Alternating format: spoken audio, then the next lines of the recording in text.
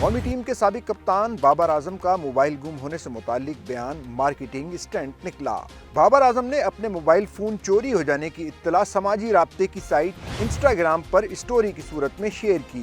उन्होंने मद्दाहों को अपने साथ पेश आई परेशानी के हवाले से बताया कि मेरा मोबाइल फोन खो गया है, जिसके बाद सारे राब्ते के नंबर भी चले गए हैं। ताहम अब खबर सामने आई है कि ये एक मार्केटिंग स्टंट था। बाबर आजम की पोस्ट पर मद्दाहों ने तशवीश का इजहार करते हुए क्रिकेटर्स को परेशान न होने की यकीन दहानी कराई थी। साबिक कप्तान ने निजी कंपनी की मार्केटिंग करते हुए बताया कि फोन मिल गया और आपकी तमाम परेशानियों को बहुत सराहा जाता है। उन्होंने पोस्ट पर हंसते हुए इमोजी को भी शामिल किया। कौमी क्रिकेटर के फोन स्टंट पर कुछ शायकीन महजूज हुए, जबकि दीगर ने बाबर आजम को मशवरा दिया कि वो अपनी फार्म पर तवज्जो मरकूज करें, न कि ड्रामेबाजियों पर। एक सारिफ ने कहा कि बाबर आजम प्रैंक के बजाय अपनी फार्म पर तवज्जो देते तो पाकिस्तान से मुल्क की सीरीज का पहला मैच जीत सकता था।